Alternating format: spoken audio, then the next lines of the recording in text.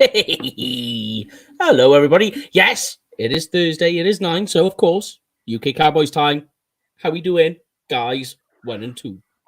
Yeah, not too bad. Not too bad. Yourself? Yeah, not too bad. Busy week, so. Yeah. At the moment, I'm trying to do two things. I've got one eye on you guys and one eye on the combine, so it's all going on. Yeah. Yeah, I'm kind of doing work while I'm doing this. It all goes on at once. But you do have my undivided attention, so don't worry. I'm just kind of like I'm wall-eyeing. It's like trying to watch a game of tennis, basically. But yeah, that is the big news this week. Combine has started, which means we are officially deep into draft season, as we are on our draft show. So here we are. We did supposed to have a special guest with us, but we're waiting a year back on that. Never know, may turn up halfway through, as these things sometimes go. But yes, we will get into some of the news. But the first thing I wanted to say and ask you guys is obviously Combine, which has been for a very long time been held in Indianapolis.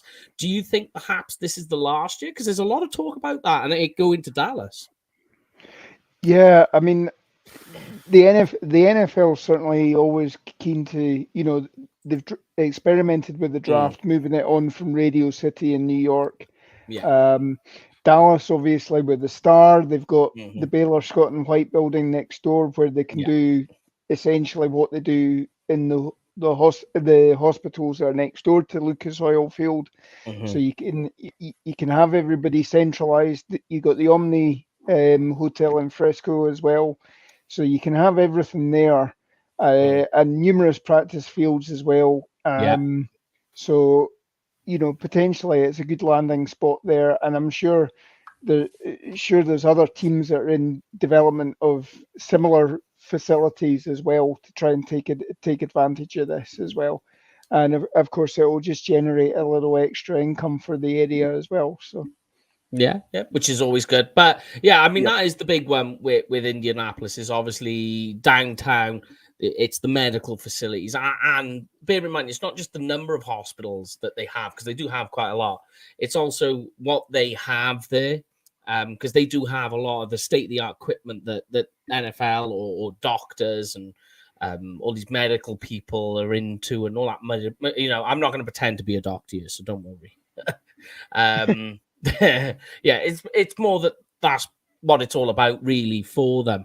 But it's going to be quite interesting. The big one, or the main thing, really, I think, for these guys, really, I mean, us as the fans, what we do is we hear the stories, we see the measurements, which are important, and I'm going to be loading them up on my board as it progresses. But the big one, really, for the fans is it's the drills that we get to see.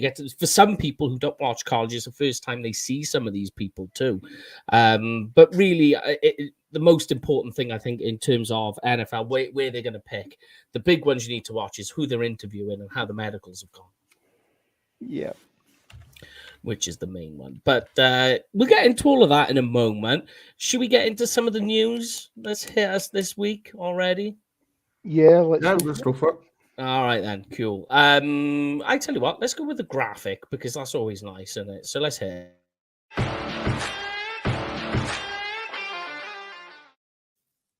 been a while since we hit that button, mind. So it's quite nice to have it back up again. Yeah, maybe wipe the dust off that one. So the big news, obviously, so far this week, we spoke about it briefly on Tuesday, is Dak actually has gone in for shoulder surgery. A bit of a tongue twister, that one. Something that cropped up and it broke in the news. Me and Paul spoke about it, but we'll get your opinion since you're here, Lorne. What do you make of that? Do you think that is, in some ways, some of the issues that transpired towards the back end of last season? Well, it's not his throwing shoulder, so. But I mean, everything's all interlinked. That Correct. everything, the whole body mechanics. If you're carrying an injury somewhere, then you adjust slightly, and that can have a bearing on your effectiveness. We all thought it was we all thought it was maybe his recovery from the foot injury, the calf injury that he picked up in the New England game. But I mean, obviously there was question marks in training camp when he had time off that, and then. Obviously, he hit the regular season strong to begin with up until that New England game, and nobody talked about the problems of his shoulders anymore. Again, maybe there was something that he was doing as a result of the injury in training camp that has affected his non-throwing shoulder. And you got to think. Go on, sorry. No, I don't say have a real bearing as yet. It's early on. It's not described as being anything that's going to hold him out of training camp. Don't think it's even going to hold him out of OTAs either. So he should be able to go. So yeah, and I mean, I said as well after the season finished and we did the fan rant show. I said in that, I wonder if perhaps some of the Dak injuries were more than they were letting on. Turns out there is some weight behind that thought, if you like. But in even bigger news that cropped up just as we were going live, is coming through. Blake Jarwin is having a major hip surgery being done on him. So far, the rumors are he's not going to be there for the start of the season. Other rumors are it could be the end of his career. I mean, I don't know what you guys want to weigh in on this. I mean, this is quite a big deal, especially this time of year, as we're getting towards the draft. Yeah, I think the big thing is that they're saying this is a surgery that's very uncommon for active players. This is almost like having hip replacement surgery or something like that. But you normally expect it once a guy's retired and he can take a couple of years or he's not needing to put the same sort of pressure on the leg. So this is concerning, especially obviously we've got a lot of decisions to make over the next couple of weeks. To get ourselves down first of all under the cap, and then to start bringing people in.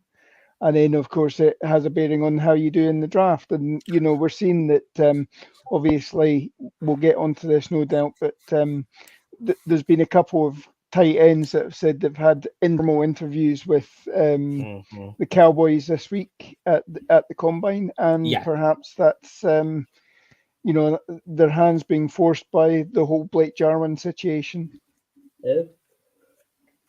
And it is interesting timing. And for me, prior to this news breaking and really what we were seeing, sorry, I'm fixing my boom.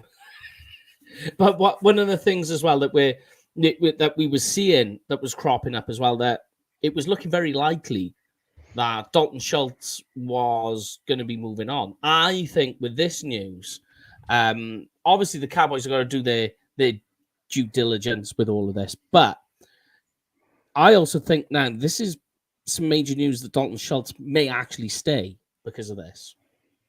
Yeah, I think there's a big part that's going to happen there with that.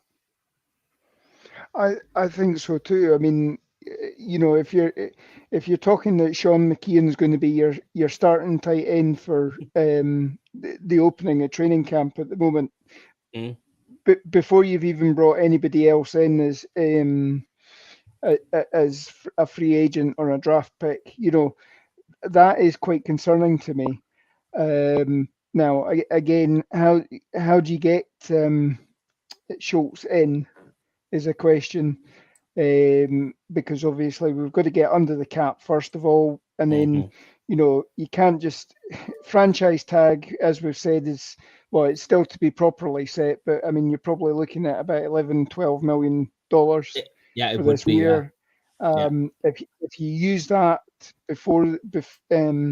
during this period, then that'll be what Schultz's agents are looking for as a sort of per year basis anyway. Jarwin, to get rid of it, I've just had a look over the cap. If we cut him this year, it's $2 million against the cap, but a saving of just under $4 million.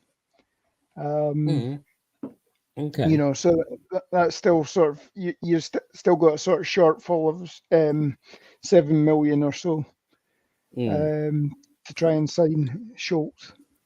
Yeah, because I mean, let's move into this then, because one of the things that has cropped up this week, Stephen Jones, we reported it on our page, was they asked him about Amari Cooper, DeMarcus Lawrence, Zeke Elliott, and he's turned around and he said, look, they're in love with Zeke.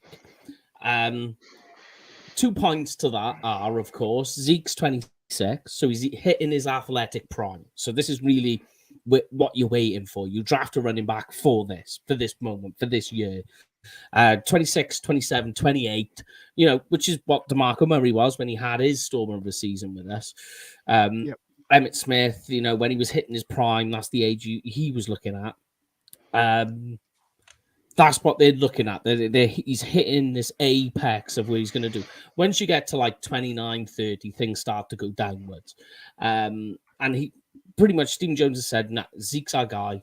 We're keeping him. He's the man for us. Love everything about him. So it doesn't look like they're going to be doing much. I don't know if that means, though, and I don't know what you guys think, if they're going to, because they did it last season, and I'm not a fan of it, especially with running backs. But they're looking at restructuring Zeke, do you think? Potentially. It's potential, but I mean, everything's sort of cast iron at the moment with his contract. The best you can do is kick the can down the road, have some voidable years or something like that. And as we talk about, I mean, at the tail end of his contract, you've maybe got dead money that hits the cap, but then when are you potentially talking about getting rid of Zeke? We've been talking that the last couple of years we haven't seen the same Zeke that you saw when he came into the league. And there's and does he fit into the Mike McCarthy system? Does he fit into Kellen Moore's system? Do we have an embarrassment of riches, or have we had an embarrassment of riches the last couple of years, because you've got so many wide receivers, so many running backs, you got tight ends, there's only so many people that the ball can be given to. So there's lots of question marks. I think if Zeke didn't have the contract that he had, perhaps Stephen Jones wouldn't be saying the same thing. Perhaps Stephen Jones would be saying, well, that's one of the decisions that we've got to make, which is what he's essentially saying about DeMarcus Lawrence and Amari Cooper. Yeah, because that's the other one, is when they asked him to speak about Amari Cooper, he turned around and very non-committal. It was, I'll get back to you on that. I don't know what you guys make of that. You think that it's in the cards? I think so. I think at least one of them, something happens to one of them. We've got to get under the cap to begin with, but I think if they're going to do anything with them, they'll be designated a post-June 1st cut. So that you get the maximum amount of benefit back. But obviously over 2 years. Yep. Yeah. And as if we bring up the point there that Valenti's bringing up, that obviously there's talk about Dak's contract being restructured. All that is simply they'll take a portion of his base salary this year, they'll turn it into a signing bonus and split it over the next 5 years. So it's been reported as early as the beginning of I think almost the week after Dallas were eliminated from the playoffs that's what they do. And all that means is that potentially you're talking about 18 million hitting the dead cap if we don't sign Dak to another deal after 2025 or whatever. This talk of the voidable years, everything gets escalated. If you don't sign him to another contract, anything that you've got in those voidable years gets escalated into the voidable year after the actual number of playing years. So I'm with you there. And go on. Sorry, I was gonna let you can go if you want, Paul. You got something to add on him? Nothing really. So I think Lawrence just pretty much covered it all. Sorry, I'm just still kind of trying to do two things at once here. Sorry, I'm kind of a wee bit decommissioned here tonight. Yeah, and I mean the other one, the big news we was going to talk about then was obviously the London games, because the home games have been announced. Something we was going to speak about Jeff about if he come on tonight was, I mean, the chances. I know you, Lorna, looked into it in terms of the rules and what the stipulations are in terms of that. Yeah, Chris, just to kind of add see the research that Lauren did, I kind of did upon it myself, because when you do look at it, this year's actually the NFC teams visit being the home team, because obviously you're saying that Jacksonville's, they're the AFC team, but they're always trying to be in London because they're the designated London team. So but all the other games is all NFC home teams, if you may have noticed, but it comes to Munich, comes to Mexico and London. So it does fit the criteria of this new rotation system, where it's going to be in an opposing conference. So with that being said, is the only question kind of remains, is Jacksonville getting an exempt from doing that? That's the only thing I am not too sure about, because they're always going to be in London. They can pick whoever they want within their schedule to play at London. So is that in the rule, or not the rules? Is that what was written there? Well, that's what we're not too sure about. There is nothing in the rules. Anything that's been released has said that it's going to be, as Paul said there, it's got to be an interconference match. So whoever's hosting, i.e. NFC this week, the talk is the Buccaneers game in Munich potentially is going to be the Chiefs. It's going to be a rematch of the Super Bowl, and that'd be a brilliant poster game for NFL Germany. Obviously, if you look last year, the Jacksonville game, that was an interconference, that was an AFC team that came across as well. So maybe they don't have the same rules. Maybe last year was a special. But I don't know if you read the article. It was on NFL.com. The actual rotation would actually start from this year, right? From 2022 onwards. So last year was just basically a complete free for all, pretty much. So, but this year is where the rotation will go on, as you would expect, and for next season, all the home teams will be AFC teams against NFC teams. So, just to kind of bring up the point here, Jags or Packers, it's definitely not going to be the Packers, because they're based on the rotation system, they're going to play whatever AFC team is on their away who are on the road, whoever's on the road against Green Bay at home, that's who they're going to be playing. So, and regards to Jacksonville, there's only two NFC teams, and that's the New York Giants and the Dallas Cowboys. So, if it is that, then it's a 50-50 chance that it's going to be us rather being 10%, 15%, whatever, if you are counting the AFC teams. Yeah. And obviously there was a big thing that was announced that, Jacksonville's contract actually was with White Hart Lane, and they've got out of it for this year and moved it to Wembley. Yeah. Now, Wembley has the larger audience or larger stadium capacity. Perhaps, that signifies that it could be a team like the Cowboys. Obviously, if you go by the two visiting NFC teams that are on the Jacksonville schedule, it's us or the Giants.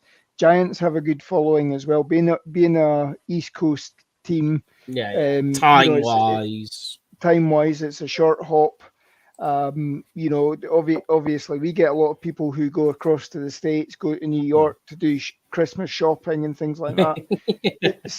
Same on the way back, they can just come across here. Dallas, obviously, you'll have 31, as you guys say, it was 31 teams versus the Cowboys in 2014. Very much, yeah. And you're always going to bring lots of people across anyway to these games. So yeah, I think it's definitely looking at either us or the Giants, but Yeah, I mean, just to kind of follow up from that, like with regards to the Jags contract type of thing, like you're absolutely spot on there, Lon, because it was all to do with the whole White Hart Lane Tottenham Hotspur Stadium contract, because there's a reason why they got out of that is because they feel like it's not. I don't know if it's more of an exemption for this year, or is it because it was pretty much an overall NFL contract. That's the thing I'm kind of confused about us. I think when it was announced in the Daily Mail, I think they said something. Khan had sort of made a comment that they're playing at Wembley this year, but the hope is that they'll be back at White Hart Lane next year. This is just a one-off that they're, and Khan's got mixed responsibilities because he obviously had put in a bid to buy out Wembley as well from the English FA as well. Yeah. So he's got an interest in maintaining contact with that stadium as well. That's another thing as well. Do you know what? Here, what it could be as well, and it could be worth it. It could be the fact that they had one game remaining of that existing contract with Wembley before the Tottenham thing happened. Does that make sense? So they're just trying to finish it up, and that's it. So they're obligated to take that game. So, but even still, though, I'm not complaining because it's going to a bigger stadium, I'm just kind of thinking that it's like it has to be us. Like I'm sorry, I'm pure sold on the whole narrative on this. I can't see why it cannot be us, especially after what Mikey Spagnola has been saying, after what Dave Hellerman told me when I was in Kansas. He thinks, because the way how the Dallas Cowboys media and all the internal staff have been talking about it, they kind of feel as though that London is definitely on the cards this year. So, and when we say when we actually have spoken to them, we have because we have good connections with DallasCowboys.com. Yeah. So we're not lying or making speculation here. So, so I'm very confident. I would say I'm in the 75% region now of it's going to be Dallas against Jacksonville. I think this is a problem. I mean, obviously Sunday night Scott Hansen had gone to his Instagram page and said, "Oh, there's a big announcement tomorrow regarding the teams for it," and everybody's going, "Right, great, we find out the matchups." And then you had one other tweet saying, "Yeah, we're going to announce just the home teams." I'm like, what is the point of that? That is that to me is just complete. Like, don't get me wrong, we've all done it before. It's clickbait. Yep. Pure clickbait. And I mean, to be honest, from looking around all the rumors and everything like that, the Saints had been locked in a couple of weeks back. Oh yeah, that was confirmed by I think it was NBC or CBS. It wasn't CBS. It was like NBC Sports or something like that. There was an article about it saying that they got confirmation that it was going to be in New Orleans, and I kind of broke the news to that with RJ and Meg on the World's Team podcast about that. So we knew the two home teams were going to be. Also, it was on the Wikipedia page as well as a. And then as I say, the Buccaneers game was mentioned that they were going to be the team for Munich. Because again, probably at least a week before. In fact, as I say, I believe it's the Chiefs that are going to Munich as well. That will be a massive game. Yeah, and also it's down to the whole international marketing initiative as well. Like, it's obviously Kansas and Tampa Bay are both sent to Germany, I believe. Yeah, they're two of the four teams. So. Yeah, along with Carolina, and there was one other NFC team I can't remember. I'll come back to me, but I think the biggest surprise was Arizona with Mexico. I think that was the biggest surprise. Yeah, I mean, certainly when Mickey dropped that last week on this podcast that it wasn't going to be the Cowboys going to Mexico, and then obviously it was announced on Monday that it was Arizona. That and the Packers actually coming to London was interesting. All these Packers fans have been waiting for so long to see Aaron Rodgers, and they might not even see him. Albeit the talk is he is coming back now for Green Bay, but he may not have his star wide receiver. I know. Yeah, I know. I know we're going off on a pure tangent about the international game, but I want to get your guys' thoughts what are going to be the 3 London games. So I've got the scenario of the teams that are potentially that could face New Orleans, Green Bay, and Jacksonville. So obviously for us, it's between Giants and Cowboys for Jacksonville. For New Orleans, it's Baltimore, Cincinnati, and Las Vegas. And for Green Bay, it's New England, New York Jets, or Tennessee. That's the only outcomes. I think it's going to be Tennessee. I think I've heard talk it's probably going to be the Bengals. I've actually heard other than that, I've heard it's going to be the Raiders, but I could be wrong. Okay. I could be wrong. Yep. And again, as you say, I'm probably about 75%. My headset just died.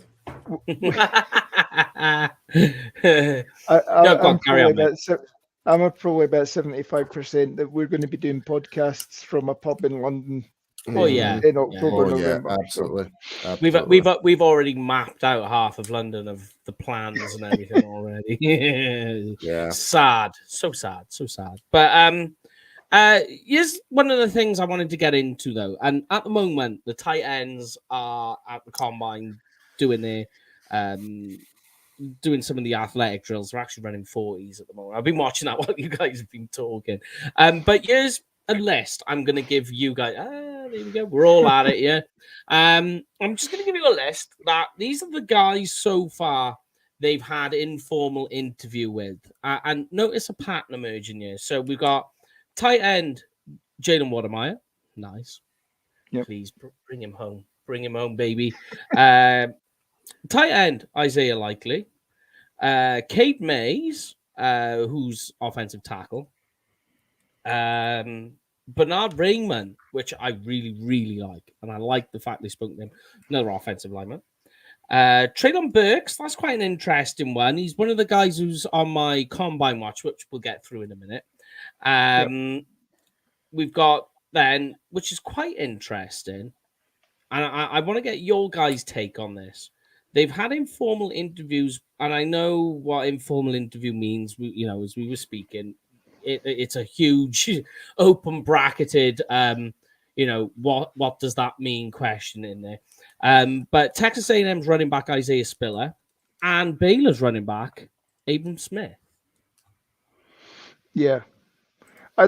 Well, I mean, I think there's been talk that you do need a third running back at least. True. So that it's not all on Zeke if Pollard goes down, or Pollard if Zeke goes. You need somebody who's complementary. We had that with Corey Clement to an extent, but he's a veteran. He's commanding veteran minimum, where you can get a rookie to do it for cheaper. Yeah. You've got guys like Rico Deldo and Shiwu, but Shiwu, we don't know how he's going to respond coming back from a neck injury that obviously put him on IR in training camp. It is something we need to think about, and just having fresh legs, somebody who can come in, learn the system behind the likes of Zeke and Pollard. Obviously, this time next year we'll be talking that Pollard will be he'll be a free agent. Yeah. Zeke will be past all of the sort of guaranteed salary for Zeke. That's right. So you have an out with Zeke next year. You have an out, albeit you still got a couple of years worth of signing bonus to absorb. But the new NFL TV contracts kick in, so the cap level should be rising as well. Yeah. Plus the natural way it inflates anyway each year as well. Yep. So, I mean, it is interesting. I'm with you. But I just wonder, here's the reverse of the argument on that, is they had Zeke last year, and we found out then he played most of the season with an LCL injury. It was the L, wasn't it? Was it an LCL? Yeah, lateral. Yeah. Pretty much did what he did with that injury. And we very seldom saw Tony Pollard. I know he was dealing with some injuries himself as well. But my argument to drafting another running back is you had two. One who was your RB1 had an injury, and you still didn't really use your second running back. So if you've got two running backs and you barely managed to use both of them, you only stuck with one, why would you draft another one and just to sit around and do nothing again? Yeah. Especially at a time when we're talking about tight end, linebacker. People are still talking about offensive line. If they do ship off Amari Cooper, wide receiver, there's a lot of moving parts. It's a lot of changes this year within the squad. Whether we're going to have to accept it or not, that's the truth. Yeah. There was K. Dalton as well. Was another one. I've written that down. So that's a lot of tight ends they've looked at. And, I get your take on this, Paul. That's a lot of tight ends that they've looked at in just one day, informally. Does that speak about they knew about the Blake Jarwin injury, or what their plans are going ahead? They must have got a heads up on it, so they really must have. Well, that's just them starting early. Like this is like while the combine's going on right now, pretty much. Like normally you would interview them after the combine. Is that right? Normally.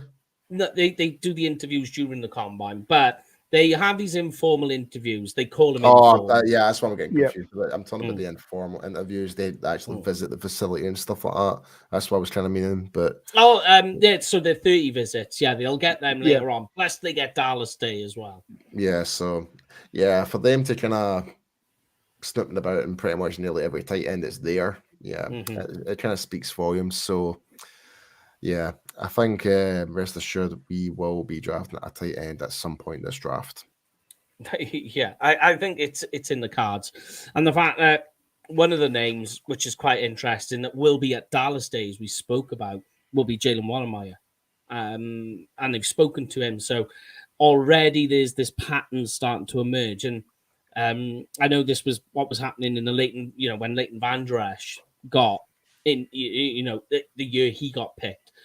This was the sort of pattern that they started going down. They were like, and you could just see it. And I wonder if this is just the start of that pattern starting to emerge, like it was. Because we were sitting there going, Leighton Van Der Esch has got to be, and he's still there, and he's still available, and it's getting closer to that pick, and he's still available. And you just went, I suspect this is going to be Van Der Esch, and then it was. So I'll be perfectly honest. I did not expect us to draft Van Der Esch, to be honest. It was in the cards. You could just see it. Yeah, I think about 3 or 4 weeks before the draft. I mean, the draft show were all, I know, bro. This was quite high on it. It was slowly building into a sort of juggernaut that we were going to be signing or drafting LVE, and sure enough, when it came to what was it, 19 that year, That's right. we picked him up. So I think there's little hints, and I mean it'll be interesting to see. Obviously, the draft show are sort of have been saying that Will McLean might be sitting down with him today. I haven't caught the show yet, and I don't know if it's actually aired yet. But if that's happened, that'll be interesting. Though, obviously Will McLean will need to be a little bit tight-lipped about what he says. But you might get a few glimpses as to what they're thinking. Obviously, things like the Jarwin injury, it'll be Cowboys doctors that will have done this. This won't have been Blake going off and seeing his agent and saying, "Oh, this is a little bit sore," and they go and book him in. It's as part of the sort of exit interviews that they have once the season's over. They say, they shall go through exit physicals, because there is again, as part of a sort of due diligence, you can't just release everybody out and then they go, "Oh, this is bothering me," and then you got a lawsuit coming in, especially as America is quite litigious, that so something happens and it's not being signed off by the team. The exit side of it all, the exit interviews, as you say, it's not just as simple as "thank you very much for your time, this is what we think of you, here's a trash bag, go empty a locker." There is a step-by-step process, and one of it is, like you said, the due diligence of the player's health at the end of that season. It is a big part of it. Yeah. Okay. Well, what I thought I'd do, because it's Combine Week, I thought I'd do Combine Watch. Tell me what you think. I've got a number of players here, and at home, tell me what you guys think. These are guys who I'm looking at my reasons behind the reasons for watching them in this Combine. Straight out the gate. Go on. I can't really make a comment because I've not watched any of it because I've been busy with other stuff. You're all right, but once I give you the names, you'll be sufficiently happy, because I have been teaching you, Paul, as we've been going along. You may not have noticed, it's been subliminal, some of it, but I'll give you the first name, and straight away, you're going to feel confident, all right, Paul? So the first guy I'm watching straight out of the gate is the guy we spoke about Tuesday, Nakobe Dean. I want to look at the testing numbers, because he is great as a leader, good skills, good IQ. I want to know what his testing numbers are like. How does he test physically? Especially on the time drills. So that's speed and agility drills. I wonder why he's doing it. Because for me personally, when we spoke about him last week, although, you could talk about the size and you can't train size really. And, you go to the gym, but you're not going to want to do that with Nakobe Dean. I do like the fit. That's what's important to me. He fits the Dan Quinn scheme, which is all about speed behind the line. He just absolutely loves it. And Nakobe Dean fits that. I don't know what you guys think. He was my number one guy I'm going to be looking at in the draft, in the Combine. What are your guys' takes on this? And I know, Paul, you spoke with me about Nakobe Dean on Tuesday. Yeah, I mean, but my main question is linebacker going to be the position that we're going to draft at number 24? I don't know. I really don't know. It's going to be that I keep saying it's going to be that balance of best player available, but that meets the bigger need. So, the biggest hole. Yeah, I mean, offensive line needs a massive update.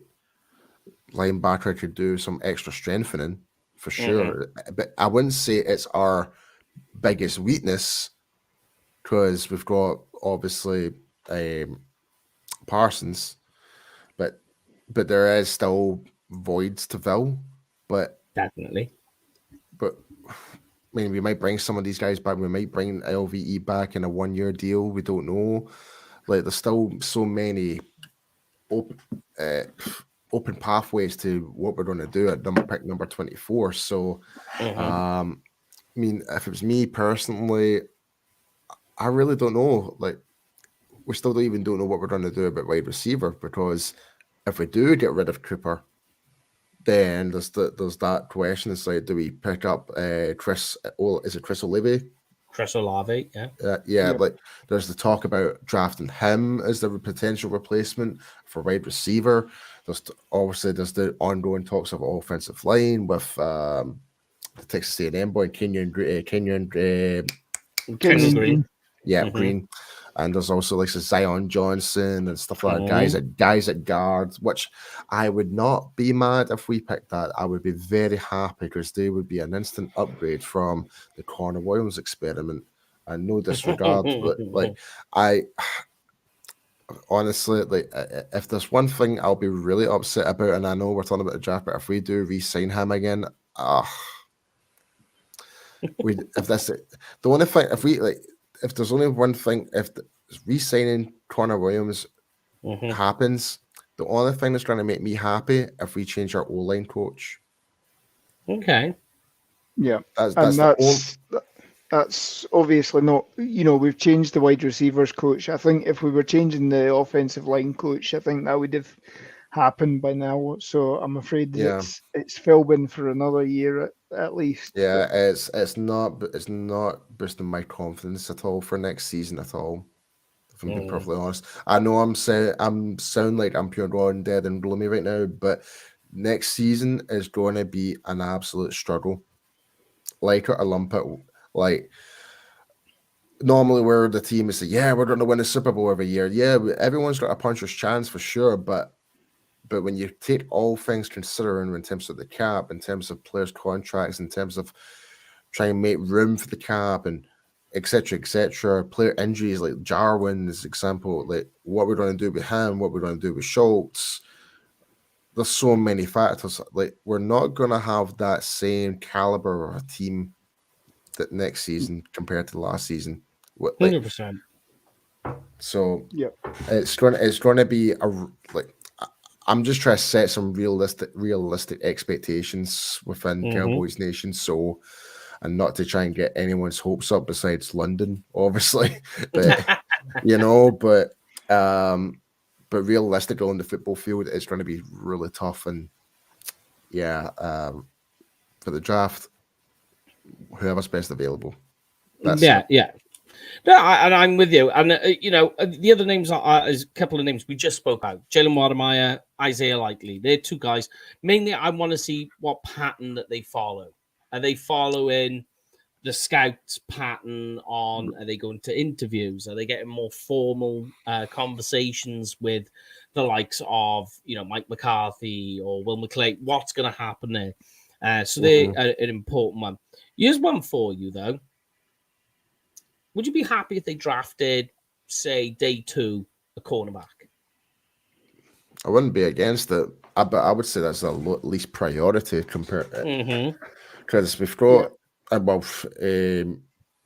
got the Nashon Wright with Kelvin Joseph and so we've got those guys there waiting to have their year 2, pretty much But Kelvin didn't really have much of an impact as much as we wanted to be being a second rounder from last year. So I'm willing to test the waters and see what he can do in his second. Because we saw that with Diggs, we saw glimpses of Diggs in his rookie season, like the whole game against Seattle, disrupting DK Metcalf, and then season after he just ended up going to the Pro Bowl, leading interceptions, you name it.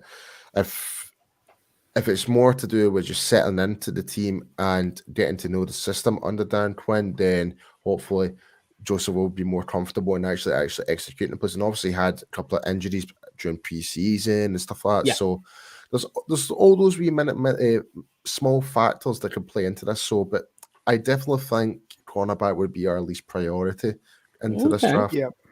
Yeah. I mean, I think our three biggest areas at the moment are offensive line, particularly the interior offensive line. But we've also spoken that, you know, we don't know what Josh Ball is. We don't know what we have as by way of tackles. You know, and as Graham, who unfortunately is laid up with COVID now, as he's saying, you know.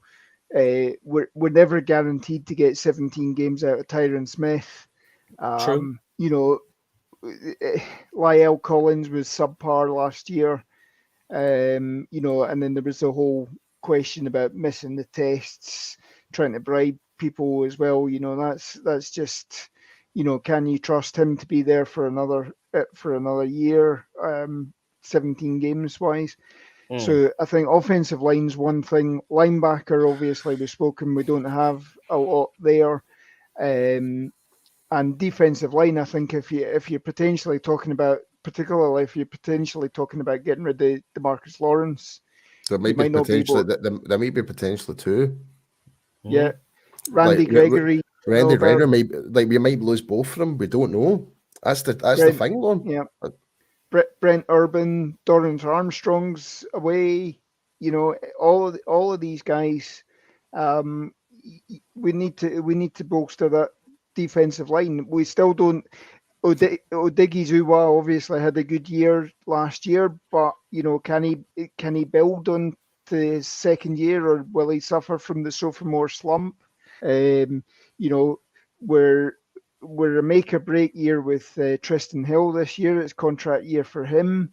You got Gallimore, who's got another 2. He's got 2 years, but obviously he had the injury in training camp. Can he last a full season? You know, you've just got to turn these over, and then we've got to see what, you know. Obviously, if we get rid of Amari, you know, does that mean that we're looking at somebody like Treylon Burks in the first round? And that's a guy I've put as one of my combine watch guys. Funny you mention him. And you know, the important one with him is going to be the agility drills. What's his 40 time? Yeah, because if he can get a good 40 time, I think that's going to interest Dallas. Yeah, I'm sorry, but I'm one of these people that comes to the combine now. I'm kind of like, what's the bloody point? Because you don't actually. I'm sorry, but you don't see them wearing bloody helmets and pads. You don't see them in real life. Yeah, that's our side. Do you know what I mean? For the scouts, it's all about the stuff behind the scenes that we don't see, the interviews, because it's really, really important, the interview side of it all. Does it fit? Does he fit what they're trying to do? Yeah, I think it's more of a show and tell, pretty much.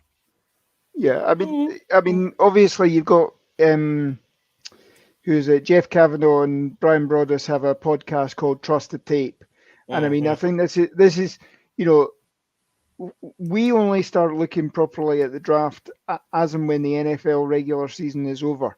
Yeah, Cowboys have been looking at the draft probably from the minute Roger Goodell said that's the end of the 2021 NFL draft. They're already looking at 2022. They're already discussing players for 2022. They've probably got a good idea on potential board going forward. What these player testing that you see at the combine, obviously the main thing, as Mike says, is it's interviews, getting the medicals done as well, so that you can say, oh, wait a minute, this guy's leg shot, he's off our board or whatever. But what happens with these testing is that you maybe, particularly say an offensive line, the first 10 yards of a 40-yard dash, that's what they're interested in. If somebody comes in and sets that on fire that wasn't on their board to begin with, they'll then go back and have a look at the tape again and say, Can he be a fit for us? So these guys, it's a job it's mostly the job interview for for these potential candidates. They're coming in, they're doing the discussions, but what they do on the field, it gets the scouts saying, right, wait a minute, he had a 1.5 second 10-yard split. That's what we need for an offensive lineman. Yeah. Let's go back and have a look at his tape. Can we use his deficiencies? Can we develop them as something that we can get immediately? And that just firms out how the board is. So I think, I'm kind of sounding a wee bit arrogant from that format, but it's just I see more thing. Like, to me, it's just like, yeah, you can bench press as much. Like, yeah, it shows the signs of strength, yeah, which is great. To me, like for O line and D line perspective, that's very fundamental. But for like a wide receiver or something like that, or cornerback, like I wouldn't expect them to be like exhausting out on a bench press, for example. But yeah, like I think there's certain drill shit. It's but yeah, I was just kind of being a wee bit ignorant there about that. It's a number of things, like what it does is if you have a question mark on a player, and it could be any number of things. So the guy is he is tall and lanky, but how does he fare on the 40, like say a wide receiver that we're doing now, or for instance, you have a offensive lineman that take, for instance, like Linderbaum, who, by the way, has just announced he's not doing any of the drills. He's out foot injury.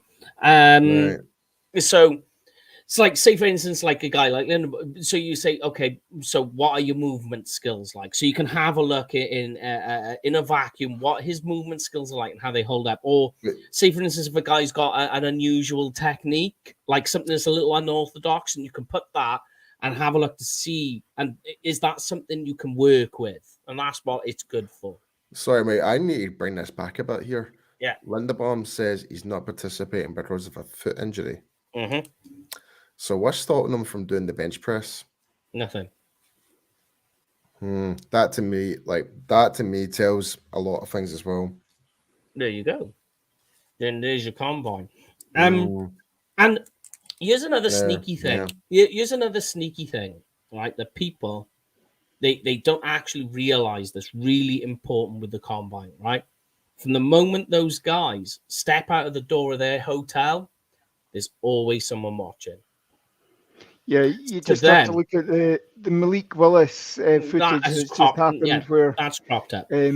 He's I don't know if you've seen this, Paul, but there's he was helping somebody who was down and out living on the streets the other day, and he, I don't know, stopped to help him, gave him some cash or whatever as well, and obviously the cynical could say, oh, the person that filmed it is maybe one of his team and is, all that sort of stuff. But it's he was, by all accounts, he was filmed from across the street, and it's not doing something general. Oh, wait a minute, I'm going to go. I'm going to help somebody. So this is showing that he's got good character when the camera's not necessarily on him. You've not got a concern that he's suddenly going to go into bars and he's got a posse that they're all going to shoot the place up or whatever. That's it. And rolled up notes. Yeah. Yeah. But this is a big thing with the combine. That's what they don't realize. And even the prospects, I'm sure they get told, but they're in this testing environment. And it might be that they're on the field doing the drills. So they're like, they're in that zone and they are as you see them. And from some of the staff and the scouts, they might go like, okay, that's how he is there. How is he when he doesn't realize we're watching? Like, what type of person is he now? Like, the guy in the canteen, the guy who's coming over to give him a drink. Little things like this, because it will determine really what they're looking at in terms of their character. And that's what they're looking at too, their personalities. Does that fit what you're willing to take a chance on? And it's those little things that we don't see But it is part of it, and that's what they're watching. But the thing is like I say, there's always somebody watching at the combine, and that's what they realize and have to realize, but sometimes forget, and that's what they're watching. And that's one of the things for me. But yeah, like I say, Traylon Burks is one. Here's an interesting one though, right, Paul? Kenyon Green.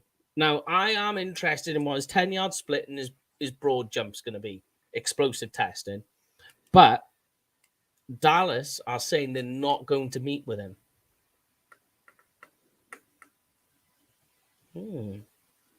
Now, do you think that that's them trying to divert? So they're like, let's not try and tell the NFL, the 31 other teams, what our pick's going to be? Or is there genuinely no interest in it? I'm pretty sure they did that before, didn't they? Not There's smoke and mirrors everywhere in the draft. Was that not the case with Byron Jones years ago? It did come a little bit of surprise, but I think more than anything, they made that pick because there's a good example of a combine getting a guy a draft pick that Byron Jones absolutely smashed the hops, the jumping drills. He was just like, he was breaking records. So then the Cowboys went, and that's where that came about. The Byron Jones was maybe on their radar, but the combine increased their interest, if you like. I'm trying to remember. I'm pretty certain it was the broad jump that he's got the record in. I'm pretty certain it is. For Byron Jones, yeah, he's broad jump. He was both broad jump and high jump as well, or the vertical leap as well. I think he was. But I think one of them's been surpassed since then. So it may have been. I think you're right there. Yeah. I think the vert did. Yeah. Yeah. But here's quite another interesting one. A guy that's been spoken about by the staff, the scouts at Dallas Cowboys, is quarterback Bailey Zappi. There has been some interest that they're on about bringing him in for an informal interview. I think, if anything, it's a backup quarterback, put some competition with Dak, kind of. You know, he's not a guy that's going to push for a starting role from Dak. But it's an interesting... An interesting way they're going to be. One of the other guys as well, I forgot to mention, is Boya Maffei from Minnesota. I think there's interest with him. Pass rusher. I think it's going to be interesting to see if he gets an interview with the Cowboys. And I want to see, because he has had an informal one. I want to see if he gets a full one. But for him, it's going to be measurables. I want to see what his wingspan's going to be, his arm length, his sizes, because that's going to be quite important. If he comes up with adequate numbers, I think that's going to be a guy that they go ahead and get. Drake London is a wide receiver who could have been wide receiver 1, but it's going to be on the medicals with him, ACL injury. And here's one for you, Paul, a guy to watch, which you've already mentioned, is Sky Moore, wide receiver, Western Michigan. I want to see what his agility drills are and his catching drills. So, you know, like the gauntlet and the deep catching drills. That's going to be really interesting. And here's a funny one with him. He seems to be a really popular choice within all the Dallas Cowboys content creators right now. Everyone likes to look at him. I think he's quite popular across the board, mine. But a funny one with him that I was going to say that I want to be watching is just his general swagger around the place, because he's got a chip on his shoulder. He's got a lot to prove. I want to see if he goes out there with that, just because he does have that, and I want to see if he brings that to the combine, because that would be interesting to see that that is his personality, you know. I don't know if you've got anything to add on that though, Lorne. No. I think you know, it's all about how they conduct themselves, how they test. Obviously, the main things, the medicals that come through as well. But we obviously we've been talking the last couple of days about the Wonderlic test as well. That gives them a good idea as well. They're actually not going to do it this year, no. Oh, damn. I know. Yeah. I was reading today that they're clearing the Wonderlic off. Right.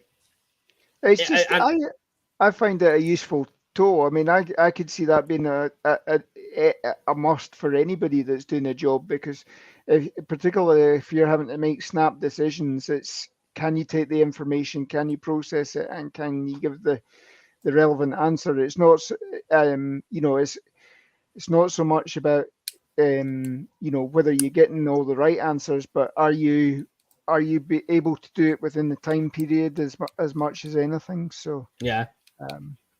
Just so you know, Wadamaya is doing quite well actually in the combine at the moment. Every time he pops up, I'm keeping an eye on him. But yeah, the only other guy who seems to be one of the what's the word I'm looking for? Not problem guys, but about a guy nobody seems to be able to have a consensus on is Travis Jones of Connecticut. He's a defensive tackle, one tech, Paul, which we were speaking about. Some guys have him in their top 10. Some guys have him barely in the top 100. And this is some of the bigger guys who are doing this. So there's like a really wild consensus on where he fits. But I want to see where his athletic profile comes in, especially his explosive drills, because I think the Cowboys could be in the market for a one tech, and that could be a guy that fits it, because his what's the word I'm looking for? Like where people opinions lie with him could be a place where the Cowboys could say in day 3, if he's still available, go, right, let's pull the trigger on him, because these opinions are so all over the place. Raymond, like we said, offensive tackle. I think this is a good place for him to push, because at the moment he's sitting as offensive tackle, say 5. I think he could push into the top 3 with a good test. Icky, on the other hand, he could push for, I think he could actually go as offensive tackle number 1 with a good day down here. And then the guy we were speaking about before, Trevor Penning, test scores are going to help him, I think, the most in terms of his draft stock. That's one of the guys. Then somebody, I know, guys, this is, we're talking safety, and it's the Cowboys, but keep an eye on Jalen Petrie. Jalen Petrie. Yeah. So when we get to the defensive backs on Monday, go stick an eyeball down on him, because honestly, he had this weird part of playing in the box a lot, so he didn't really cover a lot while he was playing. Then all of a sudden he goes to the Senior Bowl and he smashes it. All he did was play free safety, in that cover 2, and he did really, really well. So all of a sudden he goes from being in the top 100 to being a top 50 player just in one game. And I think with good test scores, this is a guy that could solidify himself as a day 2 pick, and that fits the Cowboy scheme perfectly, because he's so versatile, because he can play in the box, he can play free, he can play in the slot. So I think the versatility will do him absolute wonders. Yeah. I mean, that Senior Bowl, the pick that he made in the game, that was a centre field free safety typical play. I mean, that was he was over the other side of the field, came across, made the play, and took it 20 yards back or whatever. So exactly, and effectively shut down the game as well. So he's already put himself in a good stead. And I mean, I heard Dane describe everybody from Baylor who's turned out for the combine this week. It's like a track meet. It is. They're all going to be high-end athletic testing. Even the offensive linemen, they'll be running very fast 40 yards. It's what they're like, and that's why I'm saying the test scores are going to be important, because if he does have some good test scores, then you're seeing a guy who's shown versatility, shows a good athletic profile. That's a day 2 guy, The only problem that you have is obviously playing in Baylor and how he was being utilized there. So your tape is very limited on what you can try and understand in terms of his game. The only other guy I was going to talk about was Zion Johnson, because I think that's the only guy. Very true. There it is. And in fact, Jalen, what are my signatures over there? But he did it. He did it on the flag folded up, so it was a bit squiff. Yeah, Chris. Mike is an Aggie. That's all he talks about. I mean, it is interesting. Zion Johnson, I think that could be a day two guy the Cowboys go after too. So I'm going to be watching more than anything the interactions the Cowboys have with him. Do they have any with him? If they do, keep an eye on Zion Johnson, because if they have any at all, then look out. That's the guy they're going for. And going back to Christopher's conversation on Jalen is, I think if they're interested in him, they may pull the trigger a bit too early and try and take Jalen in the second round. I just think that the sweet spot for tight end this year is the third round. And I think that's perhaps maybe why they're looking at a guy like Isaiah Likely as well, and Cade Otton, because they're more of a guy that, because Jalen is going to be one of the earlier tight ends to go. Like, he could be the first. And I'm not saying it because I'm an Aggie, but I think Trey McBride in the Senior Bowl left a lot more to be desired in terms of his play. He didn't play badly, but he didn't play. There was parts of it where you were like with Trey McBride, the best way to explain it is that he's more of an F-type tight end. He has both parts. He'll play the Y, but I just think that as an F, you need to have really solid hands. You need to be able to run good routes and catch everything that comes your way. And Trey was dropping balls during the whole Senior Bowl week in practice and the game. And then you just think, you wonder, is that really what I put my entire stock in? Where Jalen Waddamaya, he's, again, not a perfect tight end, but I think because of what happened in the Senior Bowl with Trey, I think that's slightly pushed Jalen up. And yeah, I'm just watching the further interactions the Cowboys have with him. Albeit, I'd say that I was quite surprised this week that Dane Brugler doesn't seem to be quite as high on him as other people. I mean, obviously, a couple of the guides I've already got are saying he's going to be a second rounder. Could be. Dane would actually probably have him as a third rounder. So that's my my choice. There does seem to be a sort of big discrepancy at the moment of where these guys fit in. But again, at this point of time, nobody's boards are really firmed up, and you look at mock drafts that are being done at the moment, and they'll be completely different as you get to the week before the draft when everything's firmed up and you've got a good idea of who everybody's picking. So yeah, you just have to see how it goes. Yeah, like I say, the third round for me is the sweet spot for tight end. That includes Jalen as well. But I just think that because of supply and demand and need for the Dallas Cowboys, especially with what's happened with Blake, that if they're talking with him, there is a chance that you're going to be looking at him being the option in the second round, because they're going to have to, because he won't be there for the third. So do they perhaps even maybe trade down in the second in the hope that will still come to them, and it gives them a bit more draft capital, say early day 3. Yep. That's, and then I don't feel so bad about the pick. Then you feel, okay, yeah, I'm happy with that. But it's going to be the interactions the Cowboys have with him in the combine now is going to tell you everything you need to know. Because he's going to be there at Dallas Day, so they're going to have interactions with him there. So, although I saw something Bobby Belt had said, he doesn't actually, although he's Texas, he doesn't actually qualify for Dallas Day. So I don't know. I'll go and check that. Yeah, I think it was Bobby Belt had posted something that was retweeted by Brian Broaddus or whatever, but there was question marks over whether he is a Dallas Day prospect. Okay, I'll check it. That's interesting, because I thought he did qualify, but if that's the case, maybe. Yep.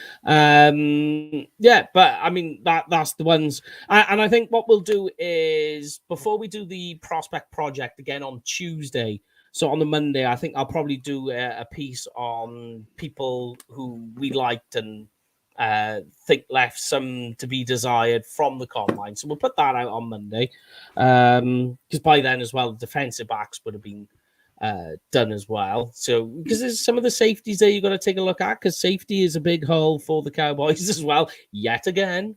But there is that problem there. But I think if we start to wrap things up on this one, have you guys got anyone you want to talk about or say before we start to finish things up?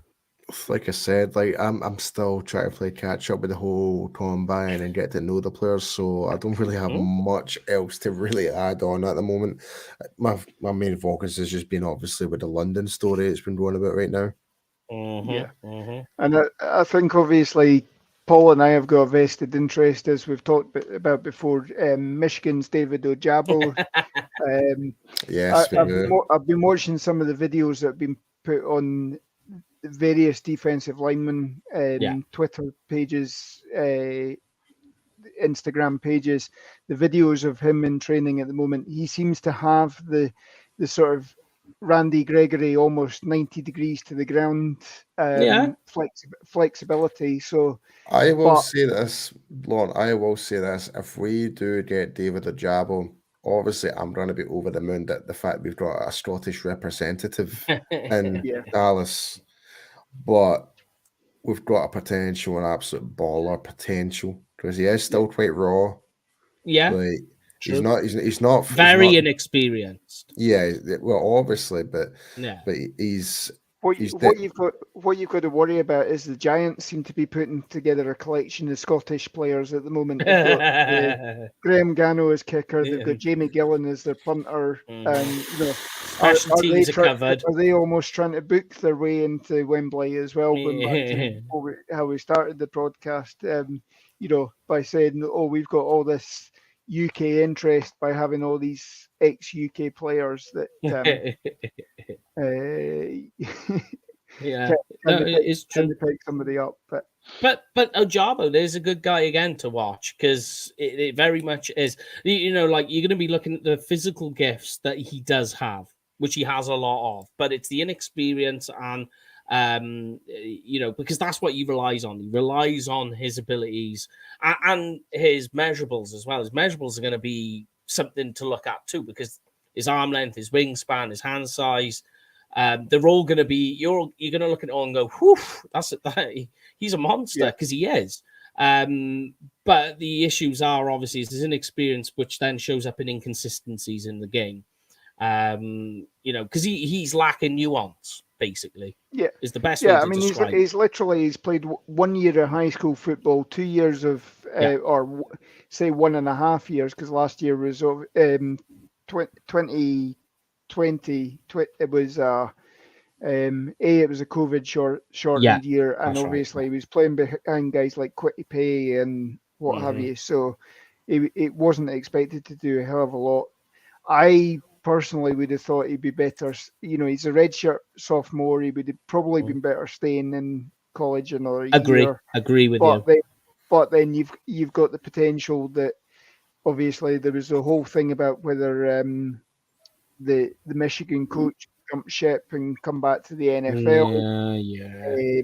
He does that every time he's due a contract, so don't worry. Yeah, you can't guarantee that. Obviously, with Hutchinson moving, was he still going to have that he could play off that, or would he have to step up and be the alpha dog? So it is a question of sort of juggling your time, and I think obviously. Go on, continue. Sorry to interrupt. You've got to pick the best time to actually come out, and obviously, he's obviously had enough people say, "Oh, we reckon you're going to be a first round pick," and that's prompted him to come out now. So his interviews, I think, are going to be the most important, because I don't think he's going to have issues with the test scores. They're going to be like, especially like his height, weight measurements on test scorings are going to be very, very high, because people always say like, "Oh, he's in the 95th percentile" and all this, but it's like, yeah, but you need to equate into the equation, which I've got charts on as well. This is how sad my life is. I've got charts on their height and their weight, and the speeds and where that marks, because obviously the taller you are, the slower you'll run. Short guys need to run faster. Bigger guys will run slow. And it gives you a chart on an equation. I think with Ajabo, they're all going to be like in the high corner. And you just be like, wow, that is incredible. I think with Ajabo, the important part's going to be the interviews. So coaches are going to want to know what you know. They're going to do the old whiteboard on him, go, what is the play? What do you see? And they're going to try and find out what he knows. Because there's no trouble with that. But not to burst your bubble, I just worry with Ajabo whether the Cowboys will pull the trigger on him because he's a Michigan player and they've been stung by them before. Yeah. It's going to be it's the same group. Jerry Jones, Will McClay, Stephen Jones, they're going to sit there and go, you want to take a Michigan guy after what we got with Taco Charlton?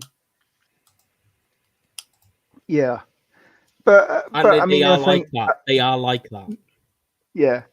I mean, Taco, I think, you know, he was never projected to be a first rounder, really. Rounder. Yeah, I agree. And, you know, why the hell he managed to do whatever job he did on the Cowboys scouting team or whatever, you know, I don't know, but for some reason he suddenly popped up on their board and said, yeah, we like this guy. And you got to think that obviously we could have had TJ Watt, but then there was questions about whether TJ Watt could do what Rod Marinelli wanted him to do. Personally, you know, I don't think he would have fitted a 4-3. No. Where obviously if we had somebody like Dan Quinn, or even, dare I say, if you go back to the Mike Nolan scheme as well, both of them, the defensive end 9 times out of 10 are in a 2-point stance now. There's at least one defensive end is in a 2-point stance. You're almost a 3-4 linebacking scheme, and that defensive end is playing that outside linebacker almost. So, you know, somebody like Ojabo would be a good fit there. I don't think likewise, I don't think he's a hand on the ground guy predominantly. He is a hand in the ground guy, did you say? No, I don't think he is. I think he's more, most of the rushes that you see, he's coming from a stand-up. In a 3-4, like outside linebacker type. Yeah, sort of 3-4 edge guy. Yeah. Okay. Yeah, I'm making sure you were saying that right in my head as well. I was did he say that, or did he say the opposite way around of how I'm looking at it? Yeah, I agree with you there. Yeah. So there's another guy, Trayvon Walker. There's another guy. I'm trying to think if there are any more guys. Travis Jones is a particularly tricky one because you don't really know what he's going to do with that. And DeMarvin Leal, I know that's an A&M guy, but I think it would be more than anything to be interesting to interview him to find out that he's this insanely athletic guy, has all the tools and the traits. So why wasn't he more productive? That would be my question to him. Like, why didn't? What was the score there? Why were you holding? What was holding you back? You know, that would be the thing I would ask. But okay, let's start to wrap things up here then, guys, and then we can leave you with our usual clip. But yes, guys, if you're going to a game this year, make sure you book it with Cowboys Experience. They have game day tickets, meet and greets, tailgate parties, entire packages for you as well. Obviously, if you are going to book with them, make sure you use the discount code UK Cowboys, because what happens, guys? You get free stuff. UK Cowboys. And of course, make sure you go and follow a lot of our friends, which are on the screen right now. Give them a follow, give them a shout, say hello to them for us. And in fact, Tuck, we might actually be with him over the weekend. We'll see how that goes. But we will be back on Tuesday with the Prospect Project again. 1 minute. What have we got this? I can't remember. Me and Brian went through it. We are looking at wide receivers. There we go.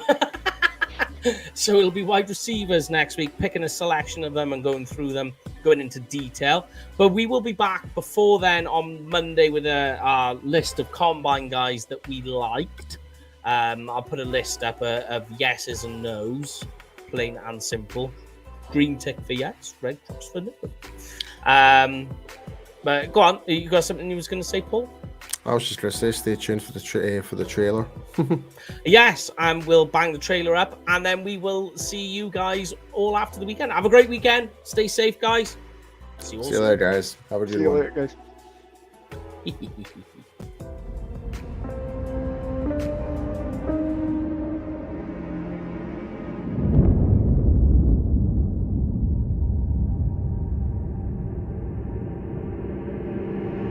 You can try to break me. I cut my teeth on people like you.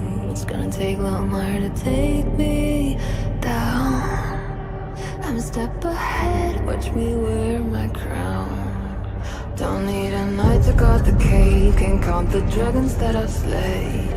You can give it all you got, cause love is running through my veins. Oh, this lion can't be tamed. There's fire in my blood.